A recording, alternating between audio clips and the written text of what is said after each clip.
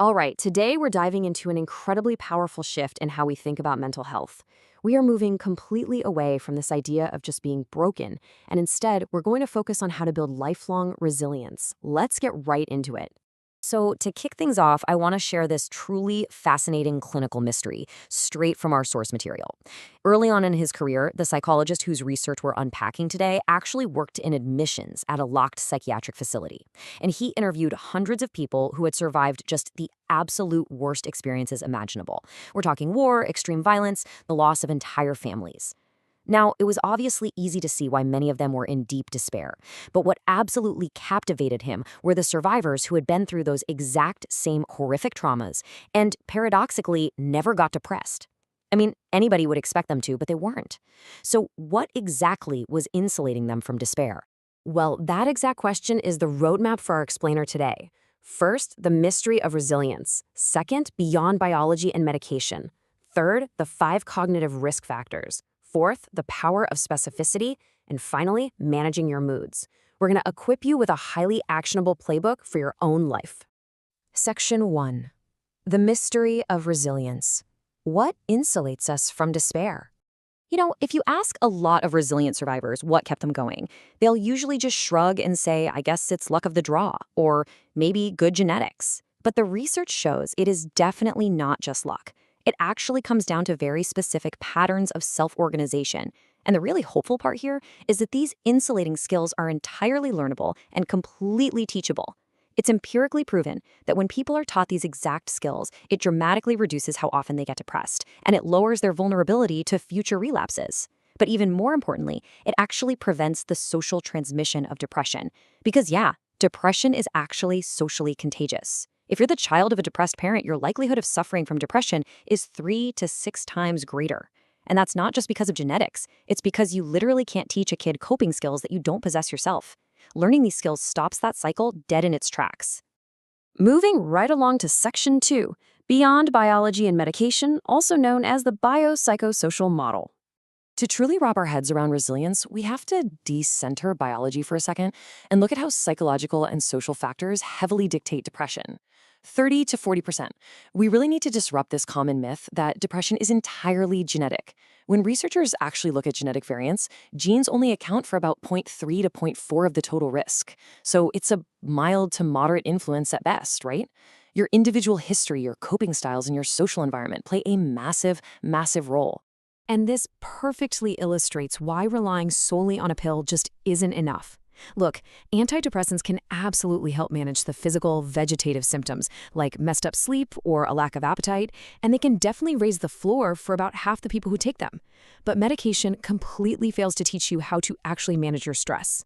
A pill won't teach you problem solving, it won't build you a strong support network, and it for sure won't help you construct a compelling future. For all of that, you need skills. Section 3, the 5 cognitive risk factors. This is all about how our own thinking traps us. We have to understand how our minds can work against us, because everyone's pathway into depression is completely unique, and it's usually dictated by these specific cognitive traps. So let's walk through the 5 biggest risk factors right now, because figuring out which of these you personally fall into is step 1 to getting out. First up is internal orientation. Basically, this is when you use your internal feelings rather than cold hard facts to interpret what's happening around you. You hear this terrible advice all the time, right? People saying, just listen to your feelings. But the research shows that without reality testing, our feelings will easily deceive us. You might feel like things are way worse than they actually are. You have to learn how to step outside of your own head and test those thoughts against reality. Number 2 is stress generation. This happens when our moods totally hijack our decision-making. You know you should hit the gym, but you say, I just don't feel like it. Your friends invite you out and you say, I don't feel like it. By making these poor mood-driven choices, you are unintentionally generating more stress and making your own depression so much worse. We have to learn to filter our mood out of the decision-making process. Third is rumination. This is when you're endlessly spinning the exact same thoughts over and over again at the expense of actually doing something about it. It's like spinning your tires in the mud. People who ruminate get completely trapped in their unchangeable past. They use the past to predict their future, saying things like, well, I'll never have a good relationship because I've never had one. The absolute key takeaway here is that the only actual cure for rumination is taking timely, effective action. Section 4, the power of specificity, curing global thinking. Global thinking is when someone has one bad day and immediately jumps to, why is life always so unfair? It's incredibly dangerous because, as the research clearly points out, a goal without steps is merely a wish. If a patient sits down and says, I just want to be happy, well, that's a global wish. Without linear, specific, actionable steps, you literally cannot achieve happiness. To illustrate just how absurd this can be, the source material uses this hilarious shower analogy. Imagine giving someone global instructions for taking a shower. You just say, get wet, lather up, rinse off. But taking a shower actually requires at least 50 microsteps. Think about it. You have to walk to the bathroom, open the door, turn on the light, take off your clothes, turn the hot and cold knobs, test the water temperature, pull the little switch from tub to shower. If you just followed those 3 global steps we mentioned before, you'd be standing there fully clothed watching the water run down the drain. It perfectly demonstrates the critical need to break down our goals linearly. If you can't flowchart your goals, you're not going to achieve them.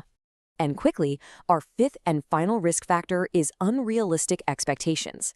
Our expectations are the filter for all of our judgments, and they are a massive source of hidden disappointment. Before you get furious that a partner or a boss isn't giving you what you want, you really need to reality test the situation. Are they even capable of meeting your expectations? I mean, if you're dating someone with the emotional range of Mr. Spock, it's going to be a problem if you expect constant, gushing outward affection. You have to know who you're dealing with. Section 5. Managing your moods. Let's get into the actionable playbook. All right, this brings us to a direct, fast-paced toolkit for taking back control. Do prioritize sleep and exercise. Seriously, exercise has a treatment success rate that matches antidepressants but with a way lower relapse rate. Don't drink alcohol. The research heavily emphasizes this.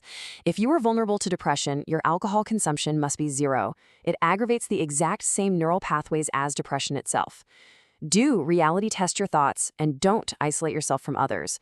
Do seek professional help so trained eyes can spot your blind spots. And whatever you do, don't compare yourself to people on social media. It is a guaranteed pathway to feeling lousy. Finally, do make time for fun, superficial things just to keep your sense of humor alive, and don't dwell on your unchangeable past. I want to leave you with this. The goal is not to somehow magically cure depression forever. The goal is to learn how to manage your moods. You don't just cure depression once and for all in the exact same way you don't go to the gym once and say, cool, I'm done with fitness. Instead, you build a resilient, lifelong practice of self-regulation. So the ultimate question to ask yourself right now isn't, how do I cure my sadness? But rather, which of my cognitive traps is preventing me from taking that very first specific step forward?